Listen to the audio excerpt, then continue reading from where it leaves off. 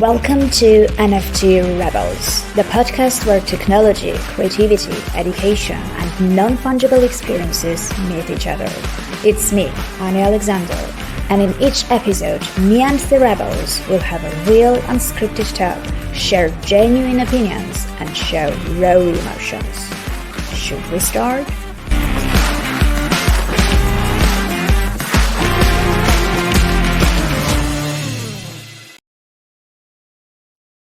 Okay, hello everyone, and welcome to the NFT Rebels. I'm super happy to have Michael Stelzner here in the studio.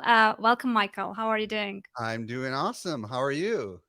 Fine. I'm very happy to meet you again and talk to you again. So I've been on the other side of the microphone a few months ago at the Crypto Business Podcast.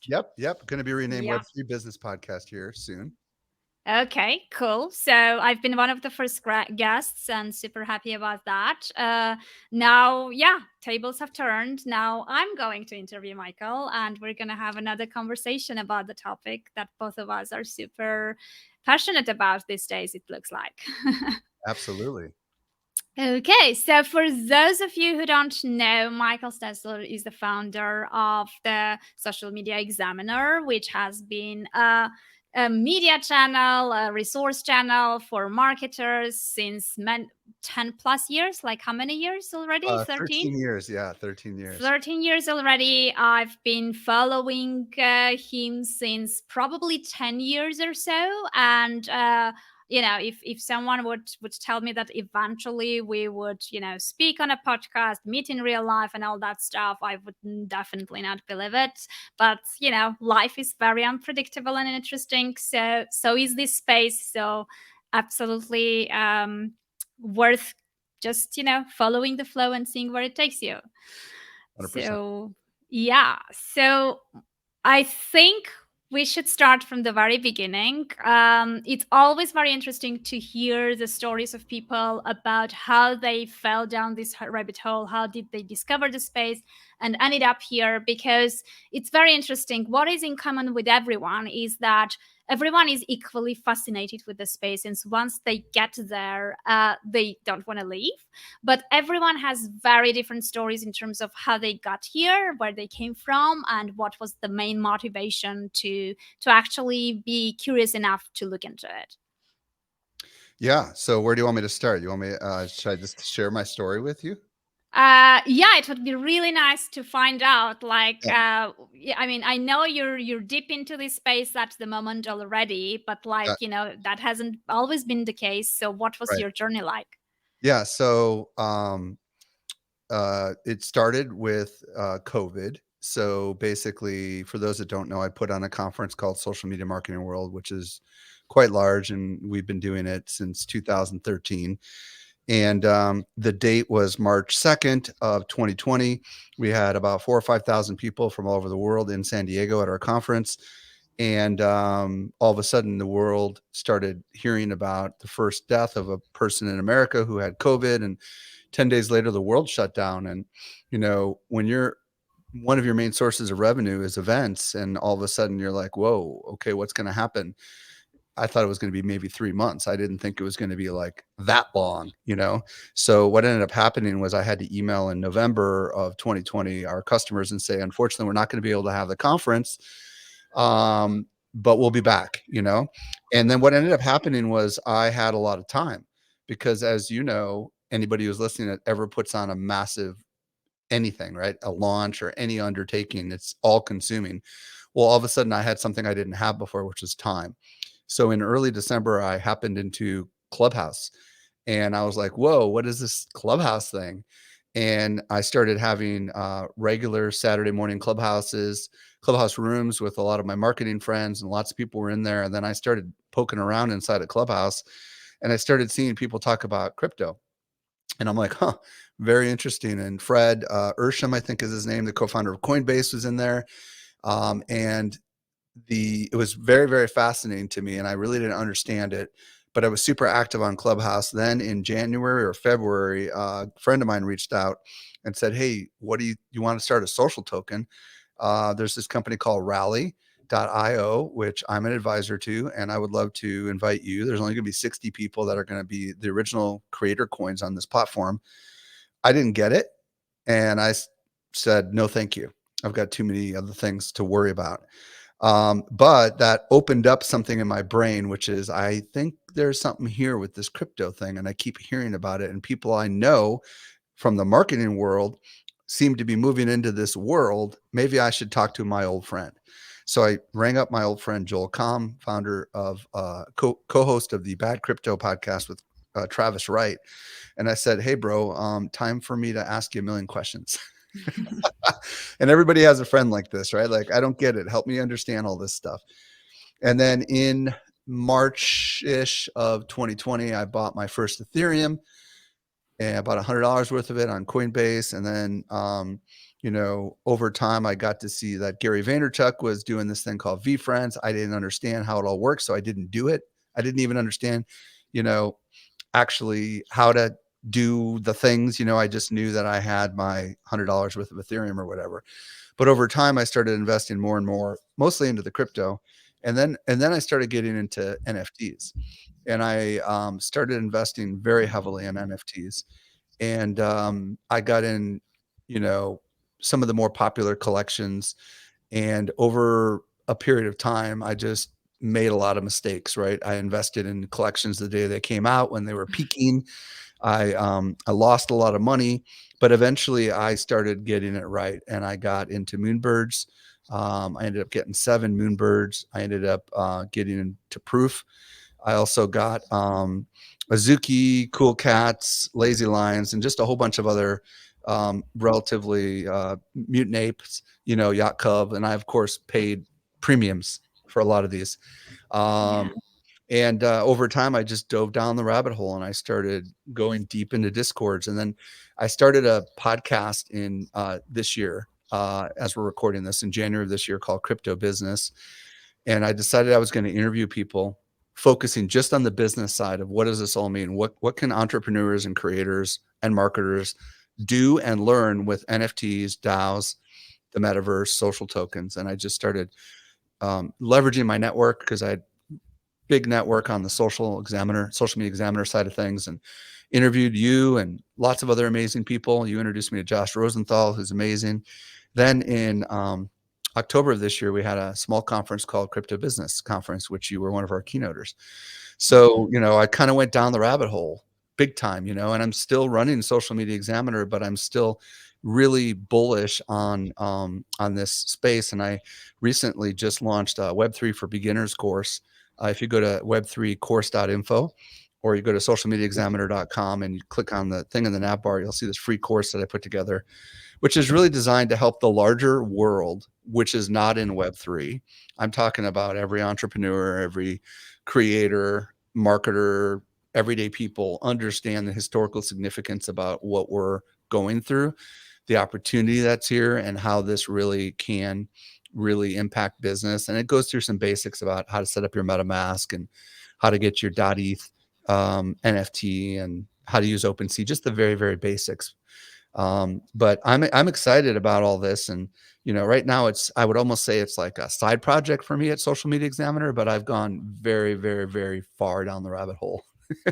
Got it. Is this Yeah, that's right. websites, right? Okay. Yeah. So everyone who's just starting, yeah, make sure you check out the course for the basic stuff, for the first steps, because everyone who just starting, usually it can be super overwhelming because there's loads of information. It's very hard to do due diligence on information.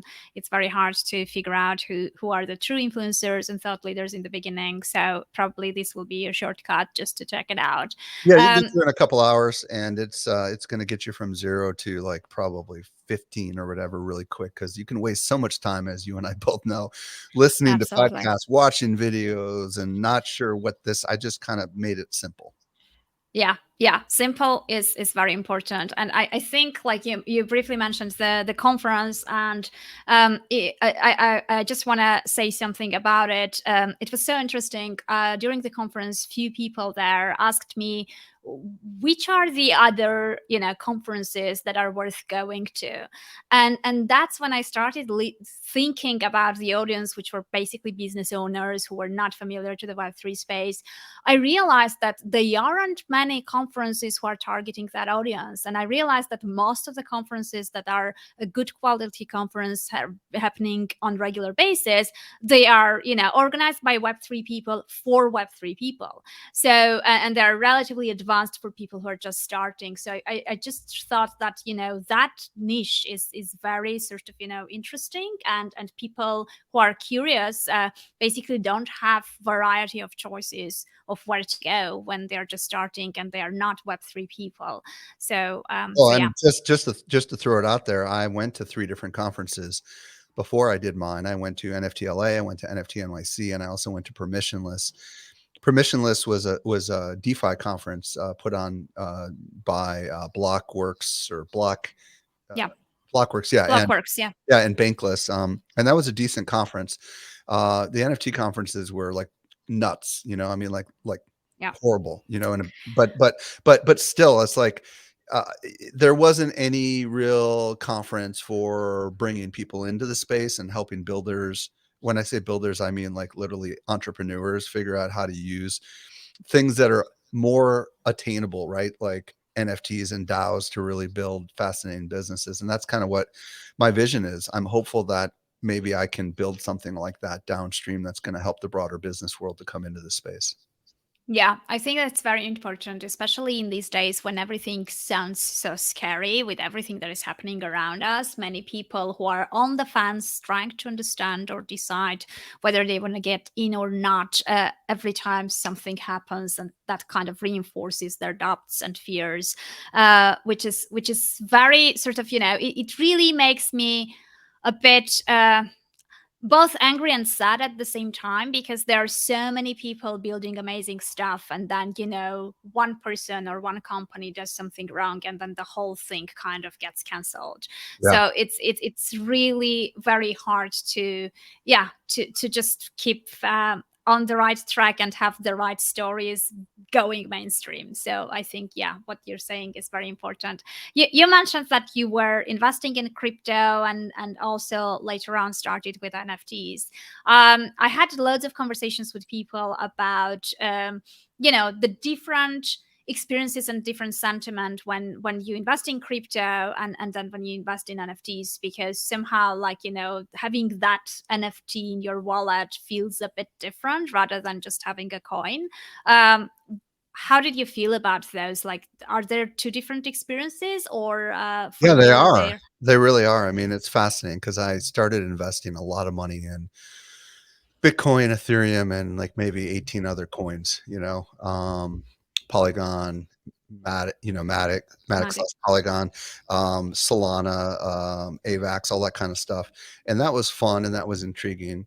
But it wasn't really until I started getting into NFTs that it started opening up possibilities for me, right? Because the, and I really, really love what Kevin Rose did, because what I think so many NFT projects that are done right are more than just buying a digital photograph, right? You're actually unlocking features and access and experiences, and that's where I start to get excited. I mean, like, I absolutely love what Moonbirds has done. I feel like they're setting the standard. What I think is fun about investing in NFTs is the idea that there's a community, right? Like, there is no such thing as community when it comes to we all own some Bitcoin, we all own some Ethereum. I mean, whoopee dang, anybody can buy it, right? But when there's a limited supply, like in the case of Moonbird, there's only 10,000, and that means there's never more than 10,000 people that belong to that particular community. And then when you start to think about people like me who changed their profile picture on Twitter, and I was blue check mark before you could buy your blue check mark for $8, and I've got a really decent big brand, and I personal brand, and I went ahead and changed my um, my picture to a cowboy hatted moonbird, because it's kind of the wild, wild west, right? And I like this cowboy metaphor, even though I'm not a cowboy. Um, and I think I have, if I'm not mistaken, I have diamond eyes on my moonbird. And the reason I did it is because I identify with it, and I think there's something about belonging and identity, um, and value that's all tied up in NFTs that transcends just investment. And this is why I generally don't talk finance ever on my shows, because, or tech even, because I feel like there's financial people and technical people that can talk about that all day long. But what I think is fascinating is the unlock of creating a community or investing in a creator, that because you believe in what they're going to build, and being part of it, and being able to get rid of it whenever you want and make some money back for it. Maybe not as much as what you originally invested, or maybe a lot more. It kind of just depends. But it's when I started processing all those things. I told my controller, because we invest a lot of our corporate money into Ethereum, that I use Ethereum as my currency for NFTs, and I almost never bank it. Every bit of ETH that I've almost ever bought, I've used to buy NFTs, and I bought a lot of NFTs. I don't know how much ETH I've spent, but my guess is maybe $1 million worth of NFTs. All in. Oh wow. And it's not a small undertaking, but I'm very bullish on these communities and the early days, and I'm trying to be really smart about investing in communities that I know are building things and doing things. They're going to be here for the long haul. And it just opens up all these possibilities for me as a someone who loves to build things. I can just imagine, all the future businesses of the world. I can see the next Facebook, right, being built in a small community. Look what Kevin Rose did, 1,000 people in his little proof community, and then like about 7 or 8,000 in the Moonbirds community. And then you got the oddities with more. And it's like he's just building this big ecosystem.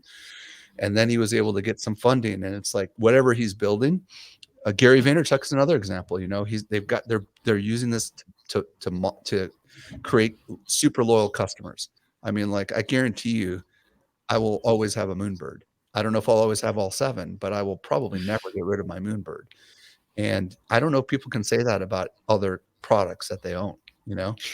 I mean, when I speak to people, there is always one like forever NFT that they have chosen. Like no matter what, this one is going to stay with me forever. It's very interesting the way you say this, and I think it's not a coincidence that you mentioned Kevin Rose and Vaynerchuk, because I feel like, just as you said, like many conversations and many people are focusing on the money side of it and speculation and get rich quick kind of positioning of things in terms of, attracting people.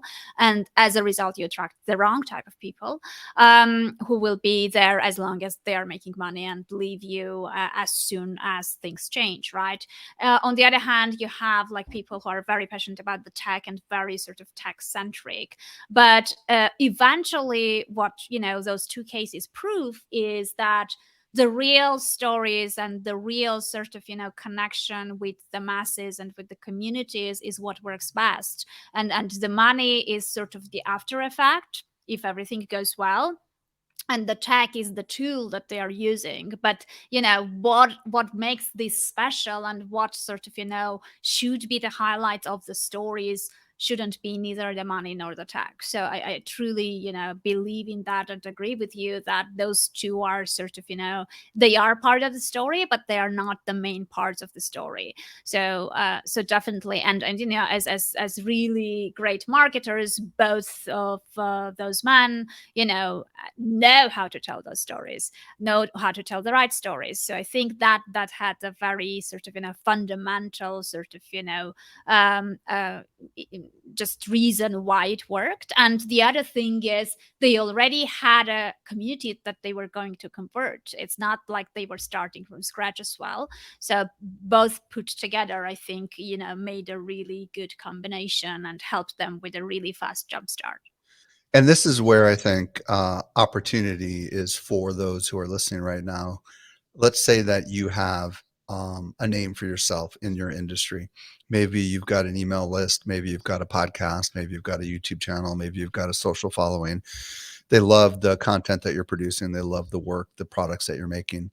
Um, the challenge right now in this world is it's getting harder and harder to reach those people.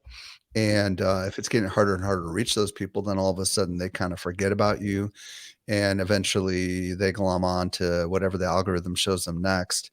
The benefit of starting a project that is truly decentralized, like an NFT project or a DAO, is that once people make this investment in this project, if you do it right and you do it in stages, you start off with a very small little group. Like Zeneca has done a great job with this with Zen Academy. Academy.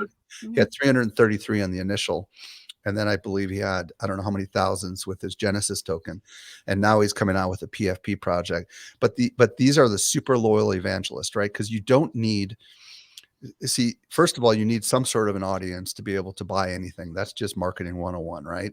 Yeah. But if you can get some of that audience over to a project and have them become true believers and have them invest a small amount of money, um, in case of Gary Vaynerchuk, it was a half of an Ethereum, which was at the time maybe $1,000, which isn't a huge amount of money. It's not a small amount of money either. And Kevin Rose was very expensive as well. But you get them in to invest, make an investment because they're true believers already. And then over time, they get a chance to get access to you in these private Discord communities or Telegram groups, and they get excited. And then all of a sudden, you have people in the community that want to help. And all of a sudden, you get people rising up for free to evangelize because they've got a stake in this and they want the value of that thing to go up. They'll do it for nothing, right? And all of a sudden, you develop this little grassroots kind of thing that you couldn't have done in the traditional business world because you would have had to go out and hire people to do it. But here they'll do it because they're owners, quote unquote, right? They have ownership stake in the thing. And then eventually what ends up happening is all sorts of creative ideas are birthed out of this, and you get massive motion and movement, which is very hard to replicate, especially in today's world. So I believe that if you start small, you take some of that audience, migrate them over to a project, and then have a plan, set a vision, regularly communicate, and do what Gary Vaynerchuk and Kevin Rose say, which is I'm committing myself to this. I'm on a 10-year horizon or 20-year or lifetime horizon. All of a sudden, these people will become your evangelist. They will market for free. They will change their profile picture to that NFT. They will let everyone know about it everywhere. And this is the brilliance of what's enabled by the blockchain, the NFT or the DAO, and then ultimately the social layer on top of the whole thing. And I'm here to tell you, like, this is a great way to build a business, and it's a great way to do things. And I've interviewed a lot of people. Not everybody has big social followings. Some people have no social followings, and instead they just go out and they develop. They buy NFTs and they become part of these communities, and they partner with these communities to help build something. There's so many ways to go about doing it. But what's exciting about this is these are the projects that are going to stand the test of time, you know, because they're building something. And as a business owner or a creator, we really want to be able to build something that has incredible upside. And that's why I'm so excited. I know I've rambled a Yeah. little bit, so I'll stop and let you go wherever we want to go there. No, no, no. I think it's the correct way to look at this because, and especially, I mean, I would add to this that it's the right time to build at the moment because, yeah, I mean, bear markets can be painful, but at the same time, you don't have that noise and that hype and so many distractions that were out there, where every single day you had several NFT projects minting, and you had a lot of stuff happening, and it was very hard to stand out. Now things are relatively quiet. Now people are not launching projects so often, and whatever you do and whatever you build, you can do it with the right focus, without distractions, without worrying too much about what's happening around you, and just sitting down and doing what you were supposed to do without worries. So I feel like, yeah, at one, it may be sounding counterintuitive because the markets are not in the best condition at the moment, and not many people have liquidity for it. But on the other hand, like, if you just even set the foundation now, that would be a really good strategy at the moment. So I totally agree with you. And the other thing is that many NFT projects in the hype cycle started just as that, right? They didn't start it as business and then later on they built on top of it or they disappeared eventually. But if you already have a business, just going over it and sort of, figuring out how you can embed this technology and enhance and amplify your business, it's even better because you're starting from a better, point, because you already have a business which you can work on top of, right? So I feel like, yeah, definitely looking at it in terms of how it can help your business is a really good angle to look into. Yeah, and one little warning is don't look at it as just another product launch, because it's not. This is the mistake that I think a lot of these NFT projects make, is that they just launch the project and they put all their effort into the launch and then they just forget about it. They don't realize that it goes on forever. Like there's expectations when people buy these things, that they're not just buying like a widget and you don't, and then you just support it. They're expecting that there's going to be something more here, and if there's not, then they're going to flip them, and they're going to be out, right? And that's the warning for anyone thinking about starting one of these kind of projects, is this is not a short horizon project. This isn't like having an Not a cash grab. yeah, it's not like having an event. When it's over, or it's not like launching a course, and it's on self sustaining afterwards. It's going to require enormous work, kind of forever, if you want it to truly go where it goes. So that's why it's more like a business model than a product launch. That's how I look at it. Yeah, I totally agree with you. It's because it's the whole space and the projects that work best are all centered around community. Community is something that when you build, you can't switch on and off. You can't really build something and then stick around with them for half a year, for a year, and then decide, oh, you know what, I want to do something else, and just ditch them and go and do that something else, right? So I feel like that's something that many don't realize. That it's not just a project that you launch and then you go and move to another project. It's something that you launch as a start, but then keep growing and keep sort of taking all these people with you to that journey. And yes, I mean, legally, probably, like, you have made your obligation at the moment when the NFT has hit their wallet because they paid for it and they got it.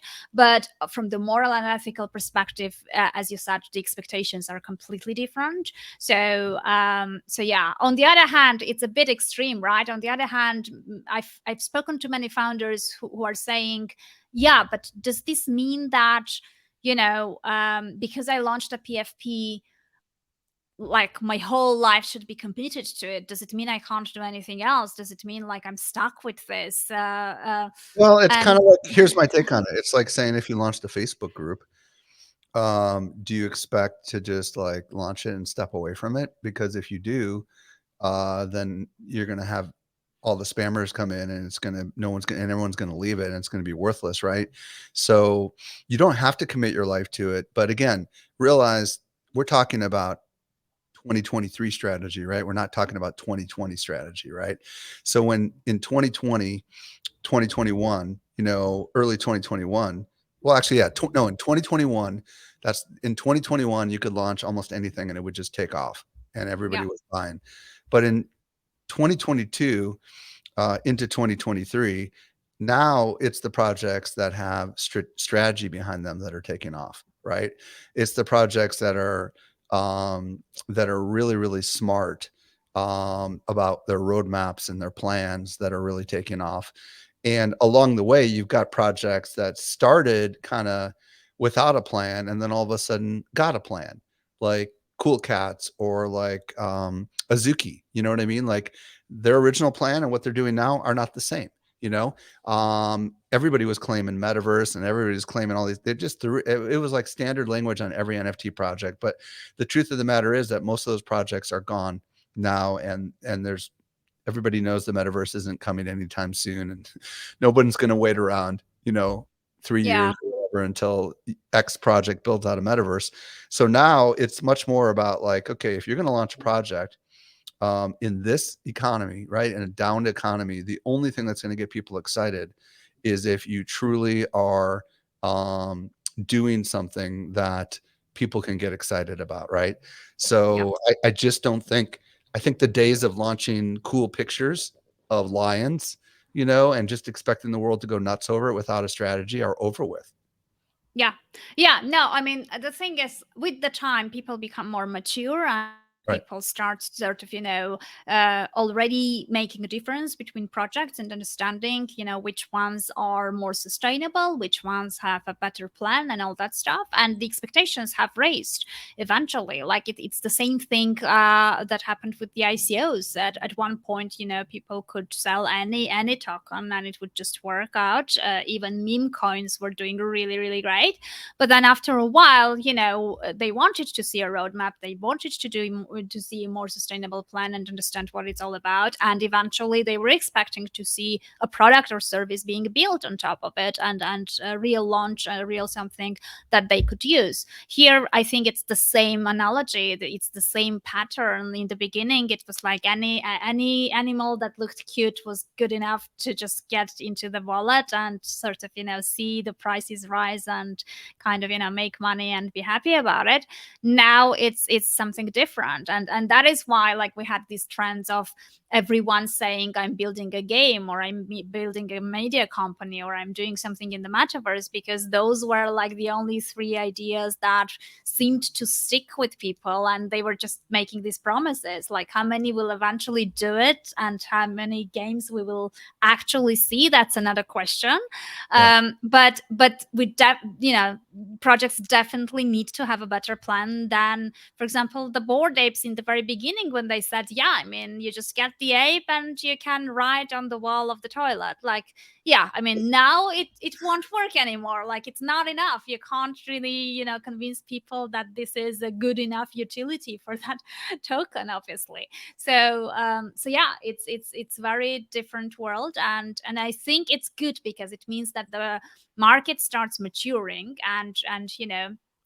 and people can't just spend 2 hours of drawing a concept of something, of a cute character and just generate 10,000 versions of it and just launch something. So yeah, definitely much, much better. I think from your background, which is marketing, like, I had several episodes of the podcast sort of having mini solo rants about the need of have doing real marketing in this space, because most of the marketing and tactics and kind of what is being done around it these days is more about hyping stuff, is more about very short term sort of acceleration of getting attention and interest, and even like deceptive messages, just getting enough kind of mass into the space to just buy the token, and then everything dries out,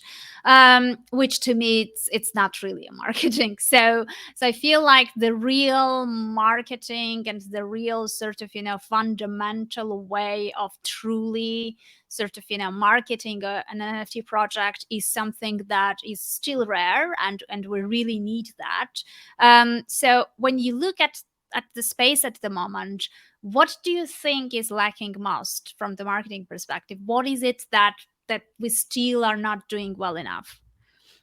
Well, marketing is such a big topic. And we could talk about projects that are doing it well and projects, that aren't, we don't even hear about. But I do think that the thing that is the most challenging for most NFT projects, especially people that have been in this space for a little while, is they don't see the opportunity outside the space to bring people into the space. There's only so many MetaMask wallets, right? And 30 million or something like that. And how many of them are active? How many active accounts on OpenSea and all these other platforms looks rare. Yeah. So the And how challenge, many of them are unique users? Because right? most of us have several MetaMask wallets, not just one. Yeah. Exactly. So the challenge from a marketing perspective is if you target the same people that are already active investors, then what you're doing is you're just stealing from project X to benefit project Y. And all it does is create these ebbs and flows that are going on inside the space where all of a sudden, uh, what's that one gobbler or whatever that just came out and everybody was Art gobblers. Yeah. yeah, our gobblers, right.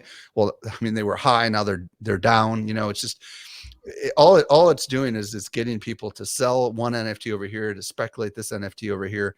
I think that's a mistake when it comes to marketing. I think the bigger opportunity for marketing is to reach out to the crowd that is not familiar with NFTs, to educate them on NFTs, and to let your project be their first NFT, because Okay. So everybody growing the pie itself. yeah, growing the pie itself, which it's a much bigger opportunity. It's kind of Yeah. like saying, if I were to give a metaphor, it's like saying, uh, um, the entire world is the city of San Diego. Okay. And we have to get everybody in San Diego to buy this or we're in trouble. And San Diego has a population of 1 million, but the world has a population of billions, right? That would be completely short-sighted to say our only people that we can sell to are people in San Diego, Yeah. when you could bring the whole world in, right? So if you can figure out a way to reach out to the world and bring them into the project, first of all, they're not going to be flippers because they don't even understand the concept of flippers.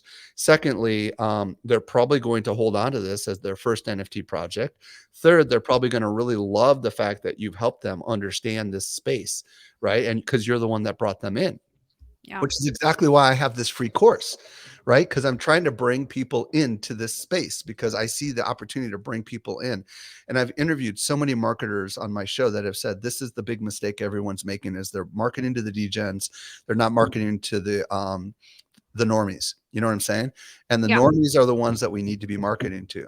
And I know some people are saying, yeah, but they can't afford the project. And I'm like, no, that's very short-sighted. Maybe you shouldn't be selling your NFTs for an ETH. Maybe you should be selling your NFTs for like $100, or 0.01 ETH, or whatever it takes to bring these people in. Because for them, it's like this is their first entry point. And some of these Yeah. people will all of a sudden turn into evangelists for you.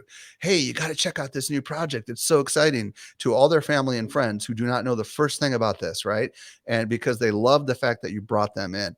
And when you bring people in, they'll be loyal to you, because just like in any space, people are loyal to the people that teach them and get Yeah. them into the next world. And even if your NFT has got nothing to do with this is what Gary Vaynerchuk did right.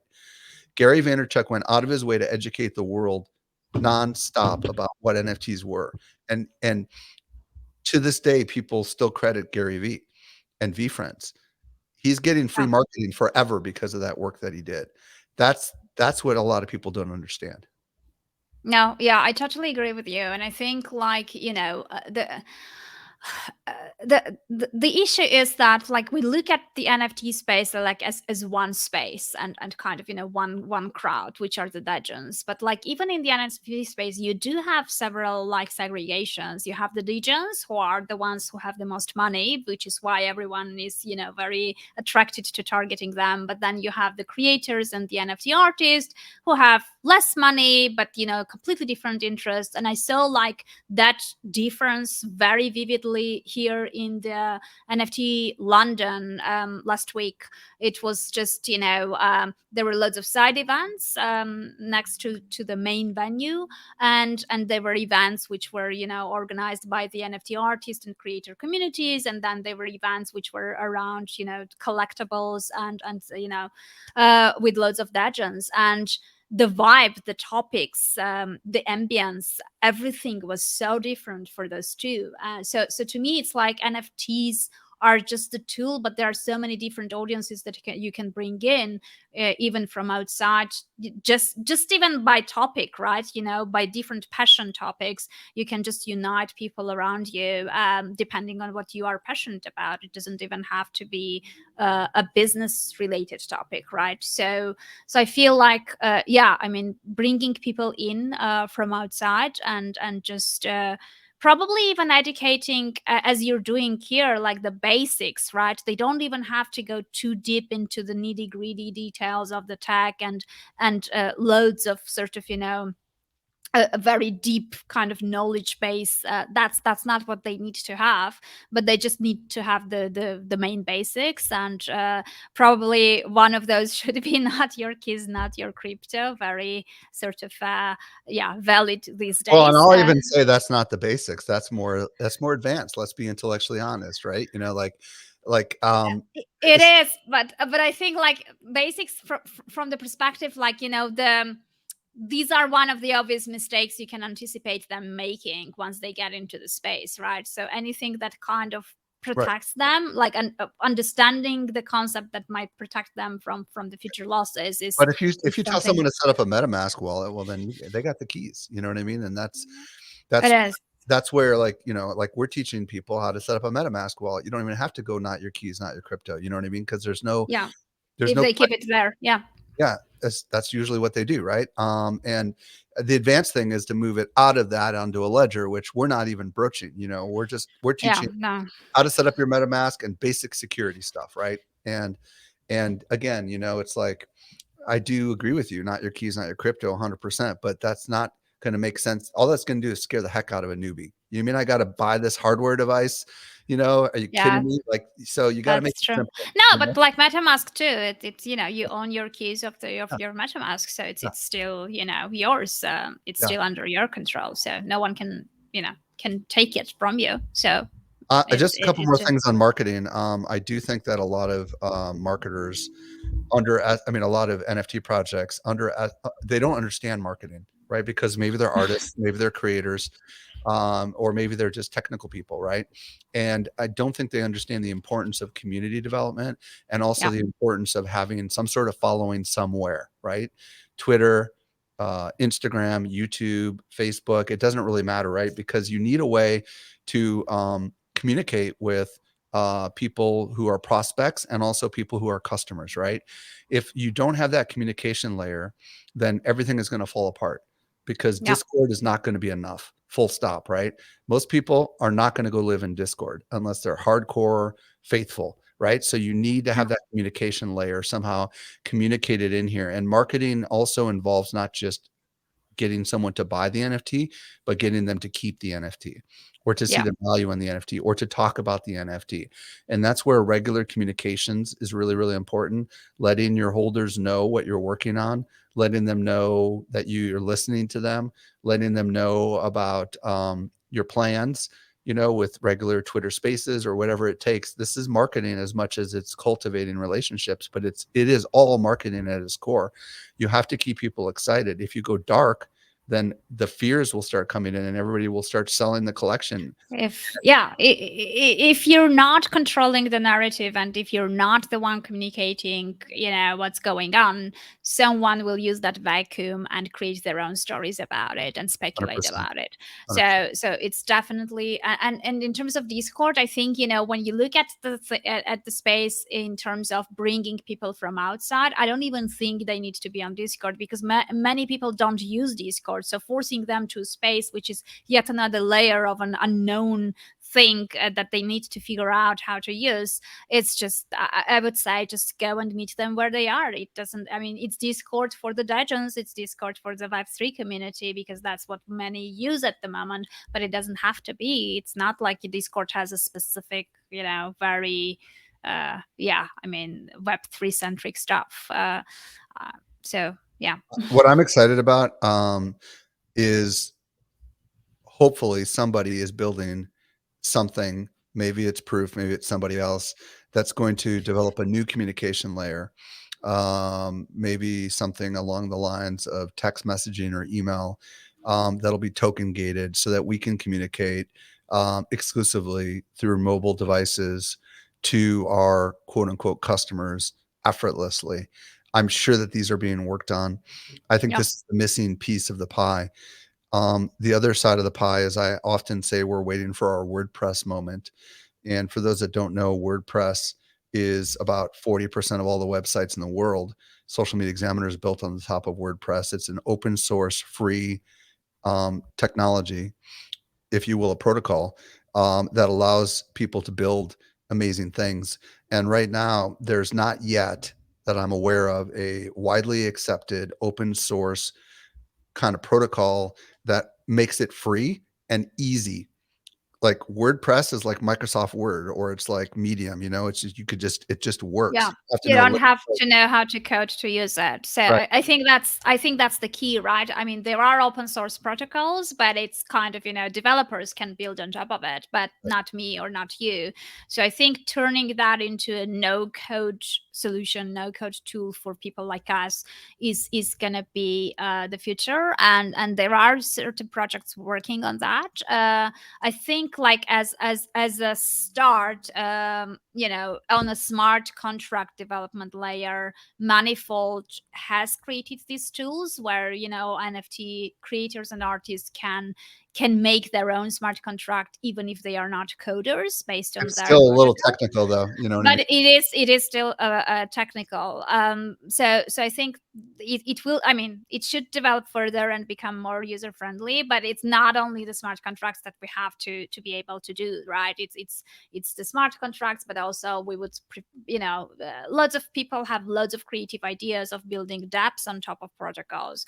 We just don't know how. So we need either to team up with the developers or find some funds to pay some outsourced teams to do that, etc., etc. While if as you said there is a WordPress solution to that, then I'm sure loads of people have tons of amazing ideas. It's just that they don't know how to execute them. Yeah, and when So that yeah. happens, if you have plugins like you do in WordPress, imagine you could get this open source thing to launch an NFT project or a DAO, and then there's open plugins that you can install in there that enable functionality, token gating, communication layers, all sorts of things that we can't even imagine. I think when that happens, you're going to see an explosion in this space. And I'm fairly confident we are within 24 months of this happening because Yeah. the innovation is happening so fast right now. When it does, all of a sudden, I think things are going to explode because there's a lot of builders and creative people out there that don't know a lick of code, but they're super creative. And if they have these kinds of tools to be able to do this, then all of a sudden they can create stuff. And then boom. I mean, like I was there. I remember what it was like with WordPress. It was massive innovation that allowed Yeah. anyone to essentially become a publisher. And Yeah. I'm confident somebody's working on it. I don't know who they are, but man, when that happens, look out. It's going to explode. Oh, definitely. And I think it's just that, and that next level of big groups coming in and experimenting is what we need at the moment, because there aren't like we need fresh ideas and we need fresh perspective and we need people who have know nothing about this to come in and look at it from a different angle and with different use cases and different problems that they're looking solutions for. Because as I said, like I feel like we're ending up like being in a small vacuum, kind of talking to each Web3 people, working in Web3, developing in Web3, talking to each other, like just discussing stuff we are interested in. But we just need to understand that what we are passionate about is not what everyone else is passionate about. So when people come in with different type of problems and not just our problems, then the whole scope will become broader and there will be more interesting things happening in different areas, not just the tech side of it, not just the PFP side of it, and business side of it. So I think there will be loads of interesting things happening. At the moment, it's been mainly art and visual art for the NFTs in terms of creators. There has been few things that are growing at the moment, like music, for example. But that's pretty much it. I think once we start broadening the areas and have more sort of passion pillars in there, there will be more exciting things coming and bigger variety of things, which will be very interesting. I'm with you. Um, since I mentioned creators, I don't know like how involved you are with that aspect, but there has been a very hot topic about royalties and loads of discussions, I've been tracking it. Yeah. and OpenSea has been sort of initiating those discussions and then decided that they are not going to reinforce 0% royalty and stuff like that. So how did you feel about it in general? Because it's been very controversial for many people. So Well, the challenge is, creator royalties was a big part of the business model for a lot of people that launched NFT projects, right? Because they can earn more on the creator fees from OpenSea and other platforms than they could on the initial launch, assuming if the price goes up or if there's a lot of volume movement. I've been interviewing a lot of people on my show about how people are beginning to prepare for the possibility that they will go away by holding NFTs back in their treasury, and slowly selling them over time to fund the program as they're like let's say they had a 10,000 PFP, maybe they only sell 8,000 of them. They keep 2,000 in the company treasury. Yeah. I think the challenge that we face right now is that these collectors and buyers and flippers and stuff um, would want to pay the lowest possible price when they're buying, Yeah. and they want to make the most amount of money when they sell, right? Yeah. So this is going to be a hard battle for OpenSea to ultimately win.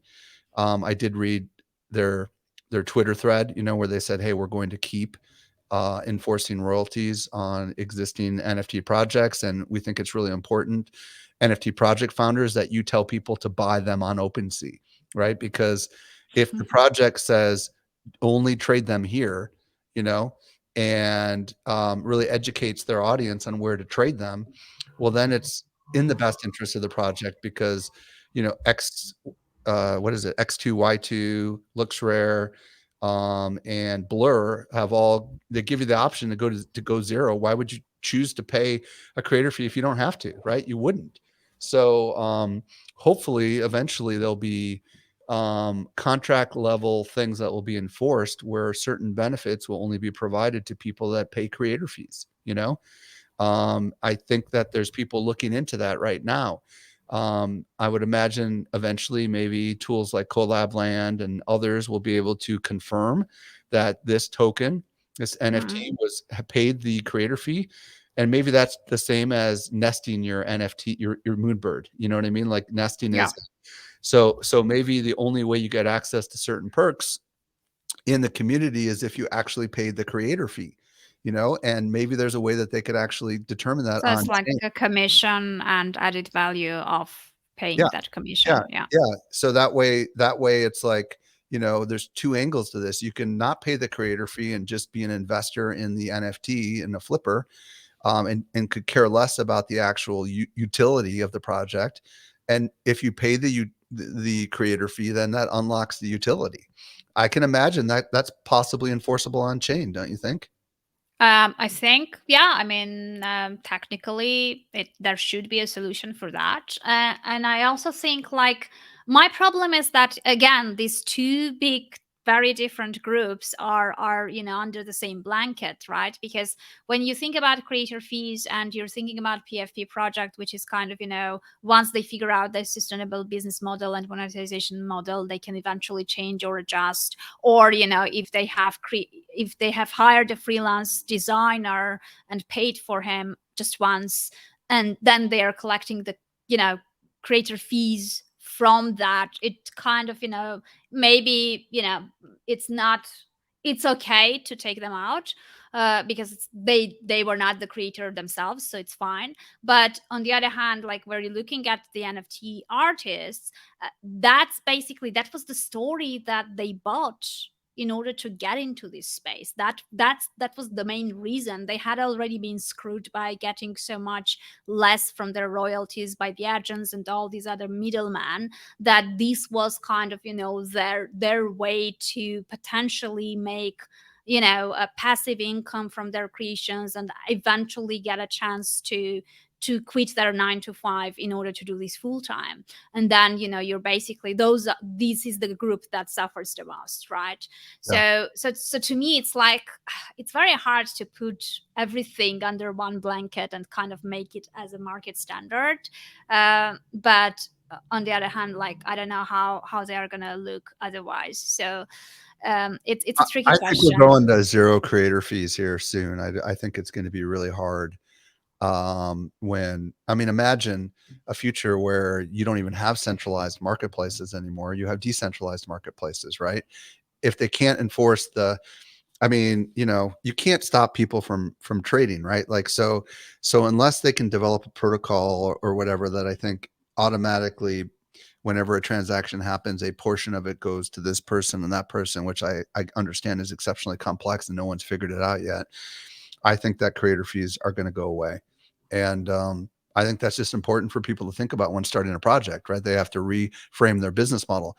Like, you know, the, I'm looking more towards the next project than I am the previous projects, right? Like, I do think the idea that you're starting a project with this recurring revenue model coming in is unlikely to happen through creator fees. You'll have to figure out another way. That's where protocols like the Unlock protocol, I had the founder of Unlock Protocol, Jillian Genestu, on my show. They're setting up recurring revenue models where you pay, X amount per month, and it's just automatically withdrawn from your ETH wallet. But Yeah, but it that can be changes, really that good for changes the whole model membership. too. Then it's not about the NFT anymore. It's more It about would be like a membership stuff, yeah, right? yeah, Yeah, I think I think that's why communities are very important, because eventually, if you do have a sustainable community, and if you have solutions like Manifold, etc., you can set up your own stuff on your own territory, not OpenSea, and just do it independently by yourself the way you want it, right? It's just that many use OpenSea for visibility, for actually getting that exposure and all that stuff. But like, let's say Kevin Rose or Gary, they could totally, do it independently on their own you're right. eventually, right? And the only place to buy So it will be their website, and then they can truly enforce the creator fees, right? yeah, and then they can do whatever they want. So I think that's the key. Like, once you get to a point where you have enough traction among your community and enough loyal community, you won't need to depend on centralized entities who would eventually decide for yourself. So I think that should be sort of the focus of these projects, and kind of it brings us back to the importance of the real communities, and the strength of your relationship with that community, because technically, you don't need a marketplace in order to sell your NFTs.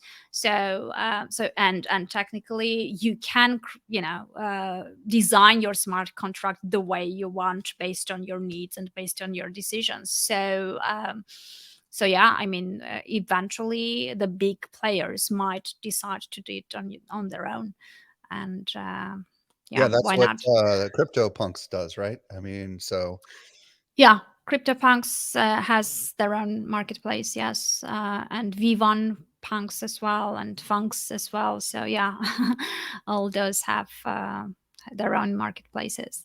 So if you do have your diehard fans, you can just it's just a matter of, like, new people are hoping to build that community thanks to these centralized platforms, but still they still hustle on socials anyway, so it doesn't really matter probably yet on the long term. So we'll see. Okay, we're approaching an hour. So I just, yeah, probably, like, yeah, we covered the course, we mentioned the conference, which I guess will be happening again eventually next year. But we shall see. but if you're looking, like, at the, you're so excited about the whole space, that I'm certain that you're thinking about doing something on your own in there. Are there any plans that you would like to share, that you're No, I building mean, in the to be future? honest with you, there is no plan to launch an NFT project. I'm in. Uh, it's my vision is just to help educate people. I don't want to be in the business, at least anytime soon, with having my own project. I'm going to use good old fashioned Web 2 technology to help educate, hopefully, the business world, because that's where they all are right now, right? And maybe someday there'll be a project, but if there is, it's like literally just an idea upstairs with all the other ideas that maybe are never going to see the light Got of it. day. Got it. Yeah. So yeah, you will be bringing in people who will be building their own stuff in the Yes, space. hopefully, for sure, for sure. Absolutely. I think that's a very, very useful mission, for sure, because there aren't many who are actually doing it, and some who do not always do it right, or address that level of the very, very entry level people. So it's always a steep curve to get to whatever they are creating, to understand that. So yeah, everyone who's watching this or listening to this and the replay, just, web3course.info, check it out. I'll go and It's check it free. out right Yeah, after this. totally free. uh, So yeah, and it's free, so make sure you just go through it. It will take you through the basics and just filter out all the noise, and you'll just learn whatever you need at the very beginning. And then obviously, I'm sure once you do that, there will be more questions coming out, and more Let's things just to say dig. we've got more things we hope to launch that we're not ready to talk about, but they're going to be Web 2 things. They're not going to be Web 3 things. Okay, cool. So just make sure as a start you go through the course, and that will hopefully make you curious enough to want to dig deeper and to learn more. Because as we said, we want to have some fresh blood coming in. We really want to see exciting new projects launched by people who have fresh perspective and new looks at the space, and because we need a second wave of more exciting and more positive news at the moment. That's where we're at the moment. So yeah, thank you so much, Michael, for coming on the show. It was a pleasure. I'm happy we were able to do that. And yeah, everyone who watched and listened, thanks a lot as well. Thank you. Bye.